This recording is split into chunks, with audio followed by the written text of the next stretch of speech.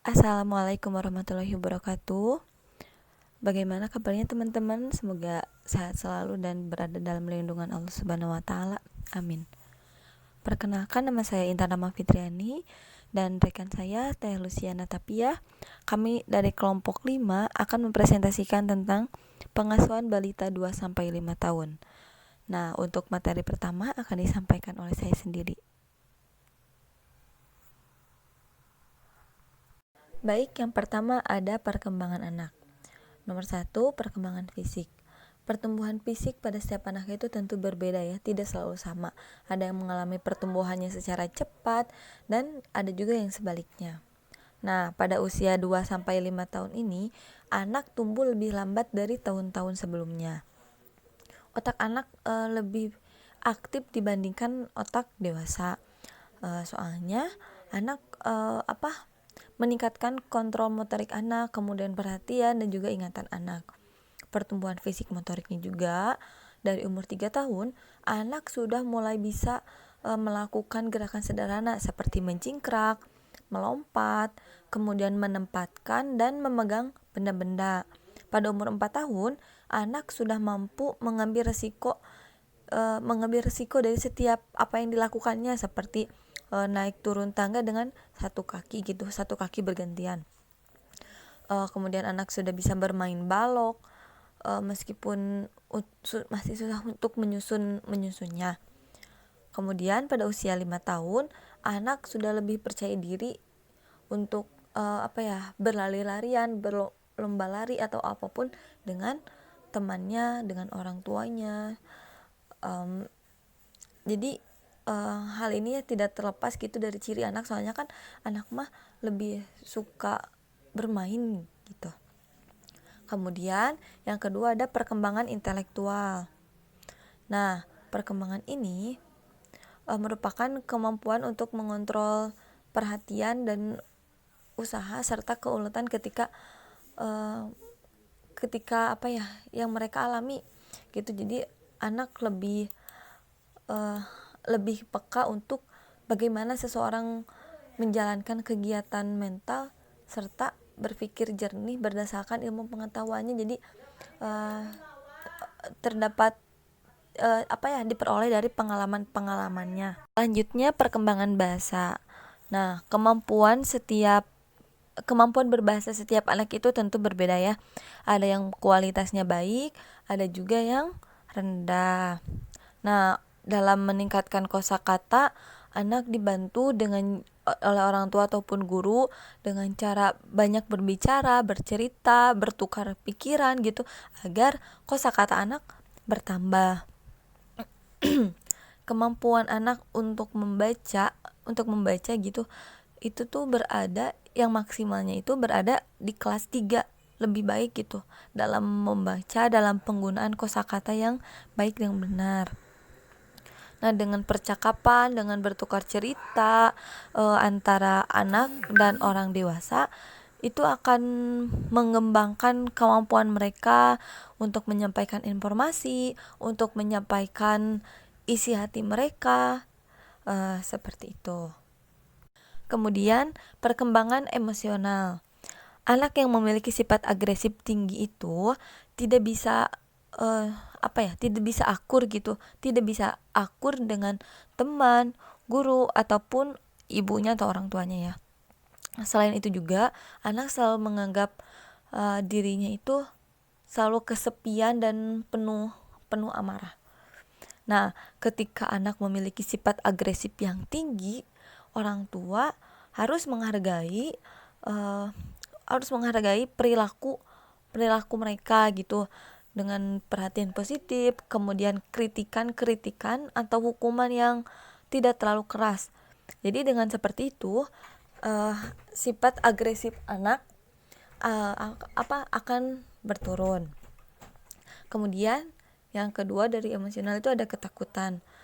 Ketakutan itu merupakan hal yang wajar ya. Ketakutan dialami dalam kehidupan anak saat anak bertumbuh di awal tahun kehidupannya.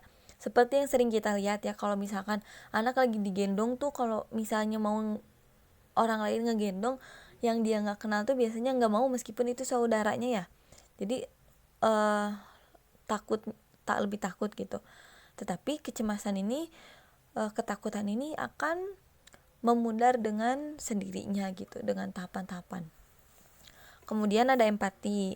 Nah, anak mempelajari empati ini dengan mencontoh orang tuanya bersikap seperti apa, kemudian dari buku-buku cerita yang memiliki nilai-nilai moral. Kemudian ada perkembangan diri. Perkembangan diri yang pertama itu identitas gender. Nah, saat anak berusia 2 tahun, dari mulai 2 tahun anak sudah mulai meneliti ini pria atau wanita. Nah, seperti itu. Jadi dia tuh lebih mengenal, oh kalau yang seperti ini laki-laki, kalau yang seperti ini perempuan. Jadi pada usia 2 tahun juga anak laki-laki mah lebih memilih kegiatannya tuh yang aktif dan membangun. Beda ya dengan anak perempuan. Kalau anak perempuan mah lebih suka yang yang keseni-senian, terus kerajinan tangan, yang kayak membaca gitu. Jadi anak laki-laki mah rata-rata cenderungnya lebih aktif dan agresif dibandingkan anak perempuan yang suka menolong dan kadang lebih penakut gitu daripada anak laki-laki. Kemudian ada identitas etnik. Nah, anak terbantu ketika orang tua membantu mereka membentuk pemahaman positif mengenai identitas etnik. Nah, misalnya ketika anak memakai baju adat, kemudian rumahnya berbeda gitu dari misalkan Sunda yang Jawa. Jadi mereka tuh secara tidak langsung mempelajari dari kehidupan sehari-harinya agar bisa membedakan bahwa mereka itu berada atau dilahirkan di kebangsaan mana atau budaya yang mana. Selanjutnya, hubungan anak dan orang tua. Yang pertama ada kemelekatan. Orang tua itu merupakan partner yang harus memberikan pengasuhan yang baik, yang peka gitu untuk menjaga kemelekatannya, kedekatannya yang akan menimbulkan rasa nyaman kepada si anak, rasa percaya, rasa menjaga gitu. Nah, kualitas hubungan yang baik antara orang tua dan anak ini akan sangat berpengaruh kepada adaptasi sosial anak. Suka ada gading ya, kalau misalkan anak lagi berantem tuh suka bilang gini, pijakun sia ka mama. Nah, itu teh anak tuh merupakan menempatkan rasa nyamannya tuh, rasa keterjagaan merekanya itu kepada orang tua. Kemudian yang kedua ada pengaruh positif. Nah, ketika orang tua menggunakan pengasuhan yang positif, mereka juga menciptakan keluarga yang saling kerjasama. Tidak hanya orang tua dan anak saja, tetapi hubungan antara orang tuanya juga. Jadi sangat percuma gitu kalau misalnya hubungan positif dengan anak dan orang tua sangat baik, tetapi antara orang tuanya tidak baik. Kan anak juga akan mencontohkannya, akan melihat kok ayah ibunya berantem terus misalkan.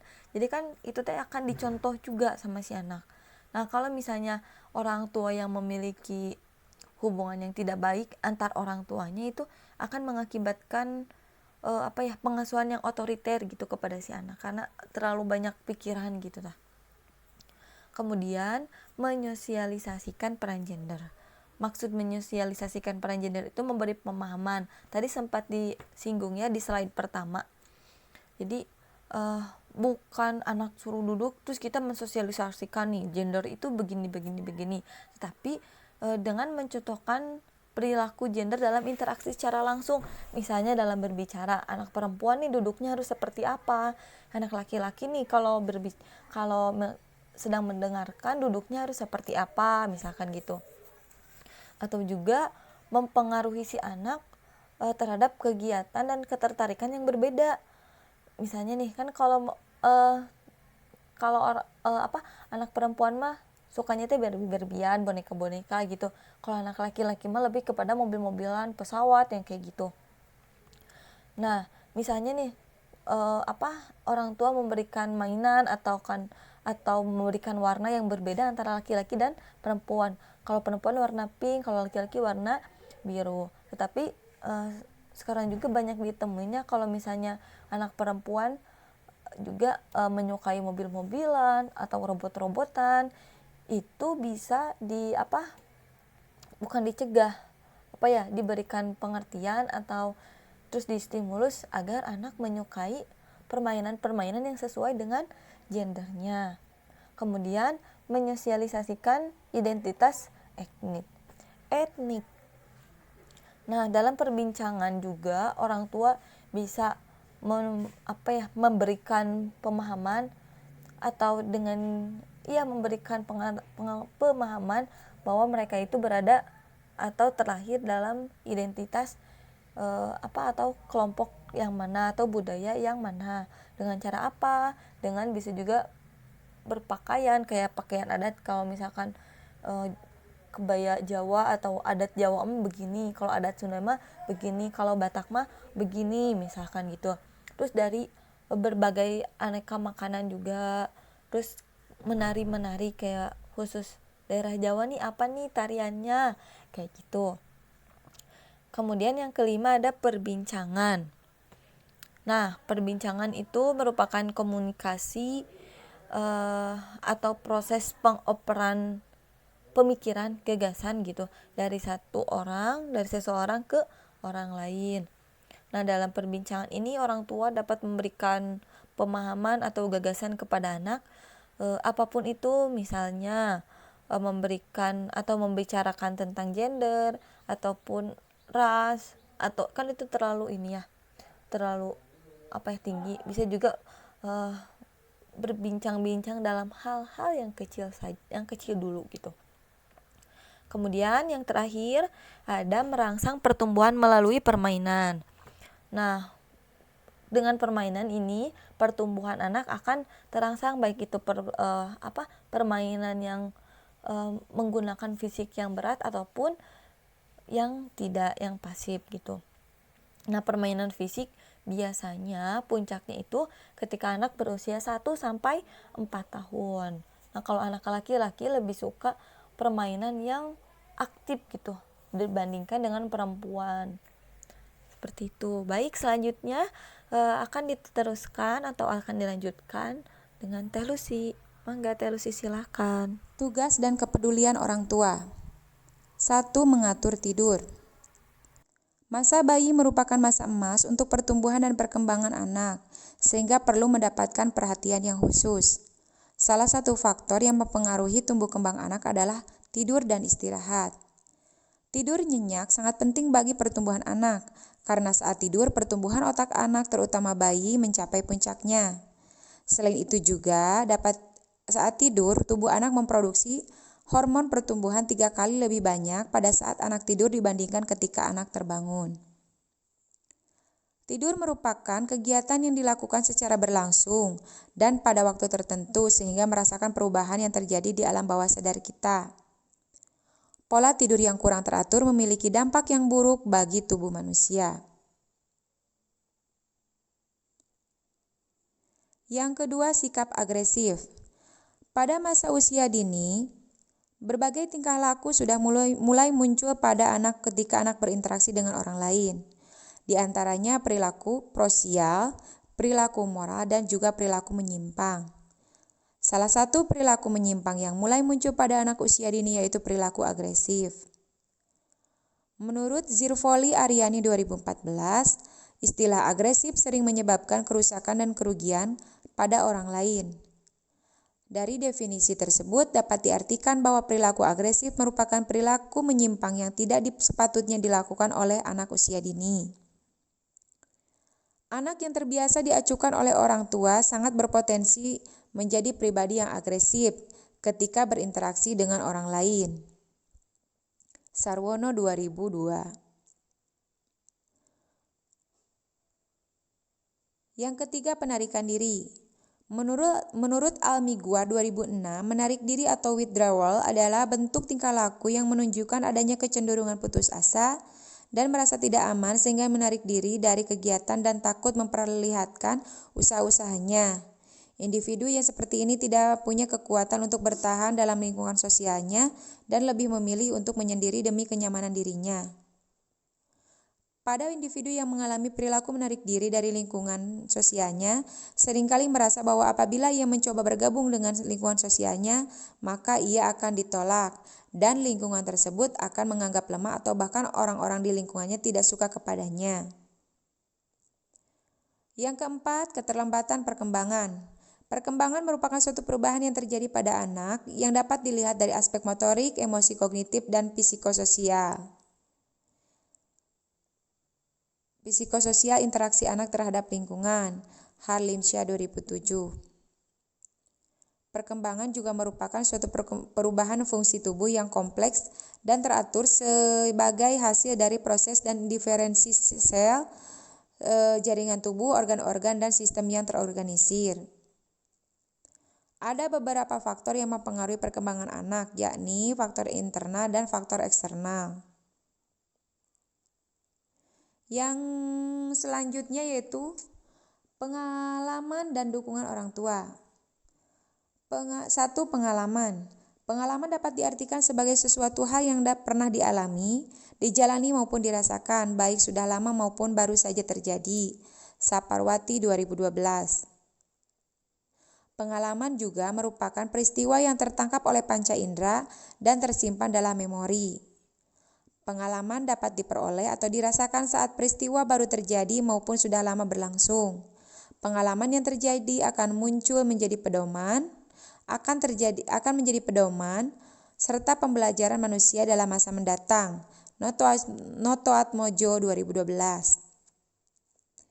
Yang kedua yaitu dukungan orang tua. Manusia adalah makhluk sosial yang sudah tidak bisa hidup sendiri tanpa bantuan orang lain.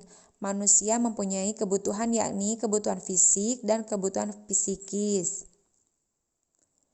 Istilah dukungan menurut Chaplin 2009 adalah memberikan dorongan, semangat, dan nasihat kepada orang lain dalam situasi tertentu. Dukungan yang diterima seorang anak dari orang lain atau orang tua yang terdekat dalam kehidupan anak. Sesuai dengan pendapat Hasbulo 2007, orang tua adalah orang yang pertama dan utama yang bertanggung jawab terhadap kelangsungan hidup dan pendidikan anak, atau disebut dengan ibu bapak dari anak. Menurut Sarafino dan Smith 2011, dukungan orang tua merupakan transaksi interpersonal yang dapat melibatkan 4 dukungan, yaitu emotional of esteem support atau dukungan emosi. Yang kedua, tangible or instrumental support atau dukungan instrumental. Yang ketiga, informational support atau dukungan informasi. Dan yang keempat, companionship support atau dukungan penghargaan. Dari kami presentasi hari ini sekian. Jika ada pertanyaan, dipersilahkan. Terima kasih.